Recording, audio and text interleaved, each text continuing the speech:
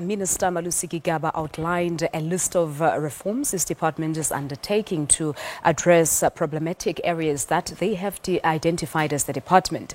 Home Affairs has launched what they call the War on Queues campaign. This comes after the minister requested an assessment report on critical challenges facing the Department of Home Affairs in providing services to the public. But to tell us more about this initiative, we now joined by the Minister of Home Affairs himself, Malusi Gigaba, and he joins us this morning from our studios in Sea Point. Minister, good morning to you. Thank you so much for coming through. Good morning, and good morning to the viewers at home. Yeah. Minister, we know the issue of queues at Home Affairs is not necessarily anything new. Literally, one has to take a day off or two off work if you need to go to the department to go get documents. Now, talk to us about this War on Queues campaign. What prompted you to request the assessment report in the first place? You know, since the beginning of this year, we've been experiencing extraordinarily long queues. Indeed, long queues at Home Affairs are normal, but this year they have been extraordinary.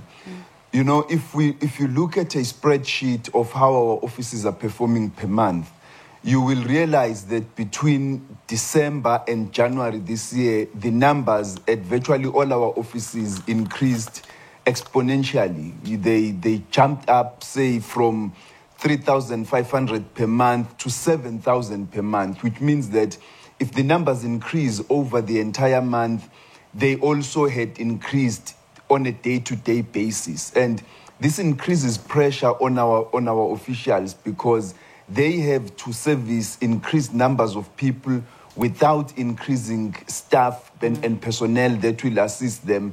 And the offices that we have in the department are not sufficient to service the volumes of people that we are dealing with. This then creates a problem where you have snaking queues, with South Africans having to stand outside our offices, queue right into the streets, which is something I found to be unpalatable. And that's why I asked the Director General to give me a report on what is the cause of the queues. Mainly, it emanated from the fake news report at the beginning of the year that we were going to discontinue the green barcoded ID document this year. It created panic and anxiety among South Africans. But we can't, simply dismiss that and say to people, okay, the truth is that this is fake news, it's not true. We need to deal with the volumes of people that come to the office and provide them a dignified service. Yeah, and you made mention of the fact that there is a shortage of staff within the department. The unions are not necessarily very happy with you because you partly blamed the delays and the long queues on the employers themselves. And of course, they're saying, look, the malfunctioning of the system is the problem. The shortage of staff within the department is a problem. They say you need to lift that moratorium on the filling of vacant positions. You know, on the one hand, I think the unions need to be honest and admit that there are many offices where we're experiencing problems as a result of personnel. There are many offices where we are experiencing bad leadership, where some of our people are not performing as well as they should. And that is why when we look at this, we have not focused on the staff and personnel alone. We've looked at a comprehensive set of reasons why our offices are underperforming. And so where there are problems we're experiencing as a result of staff and management, yes, we're going to take action. We're not going to be bullied and intimidated not to act because somebody is unhappy with what we're doing. Because our primary concern here is South Africans, the people of South Africa at home who have to stand in the cold when it's winter, who have to stand in the scorching sun and the rains when it's summer. We want to ensure that people get good quality service. Why is it that when I visit the offices, the queues move quickly than when I am not there? And the same experience would pertain to the Director General and other top managers. What we are trying to do is not to penalize our staff. We are trying to motivate them, to encourage them, to give them hands-on leadership so that they increase their performance. And many of the staff of the department are responding very positively to the hands-on leadership that we are providing. But yes, there are other challenges, including the fact that we have fewer offices, we have lesser personnel, and we also have an unreliable network supply that we are provided by our network suppliers. All of those issues are receiving attention, and that's why when I announced the interventions, I did not simply say we're going to focus only on the staff.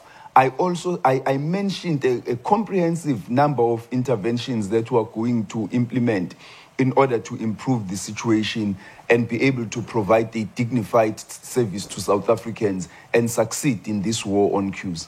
Indeed, Minister, there are concerns really about the bad service from frontline officers and, as you said, poor management that the public receives from the offices of Home Affairs. Now, earlier this week, you've also made some unannounced visits to the different offices here across the country. Talk to us about your findings. What did you find upon your arrival there? The findings actually confirmed the report that the Director General, Mr. Mkhuseli Apleni, provided to me. The inadequate footprint of the department. We have 411 offices servicing across the country, servicing more than 56 million South Africans, including the immigrants who come to our offices for various reasons. That is wholly inadequate. We also have an unreliable network supply. When we went to Umgeni office on Monday, the office had opened at 7:30 in the morning, which was 30 minutes before its opening time. But for 2 hours, between 7:30 and 9:30, the office was not functioning because the service was offline.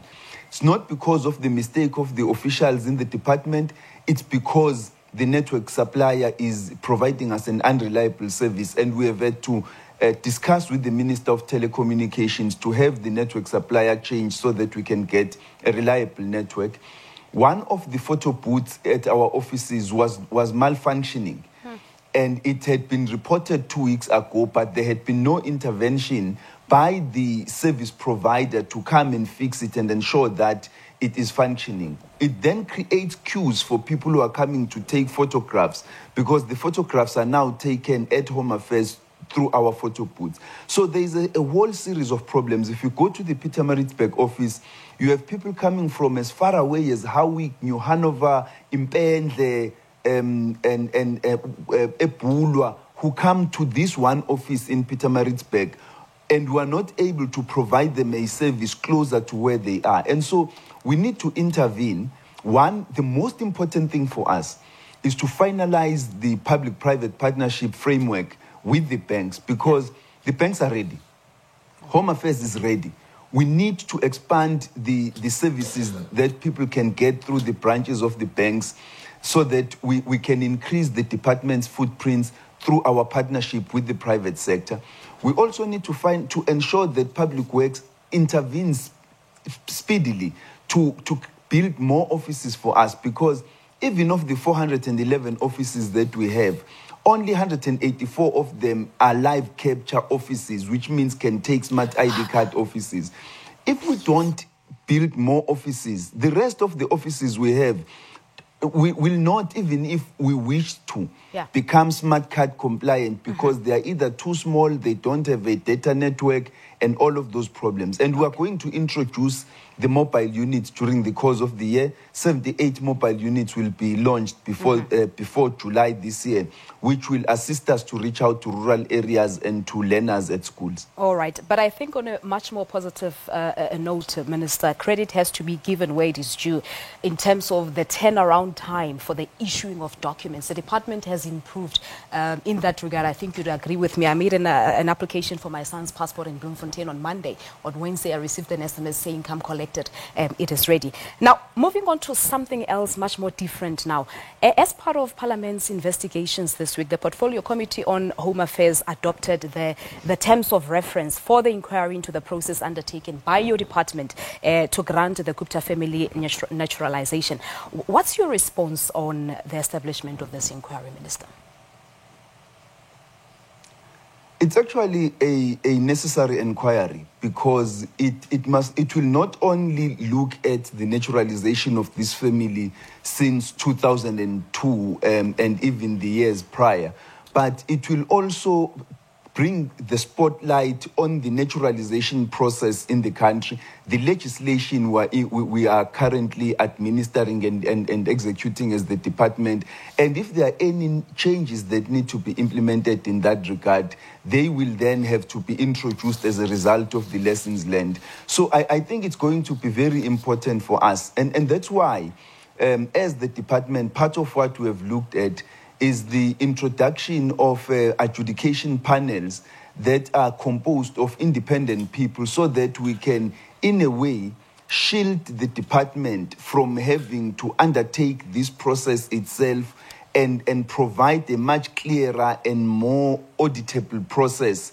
that can assist us in cases of instances of this nature in the future. But I think it is important to underline the fact that the department had followed the law to the letter, the existing law, and during the course of the time, we have been amending the Naturalization and Citizenship Act in order to be compliant with the lessons that we are learning in the naturalization of people who apply for South African citizenship. So I am confident that the committee will agree with us that the department had followed the letter of the law as it is. All right, Minister, I'm afraid due to time constraints, we're going to have to leave it at that. I wanted to talk about the long queues at the border post, most importantly on what happened on Khilitsi at the 3rd in Lesotho. But time constraints, we'll leave it at that. Thank you so much for coming through.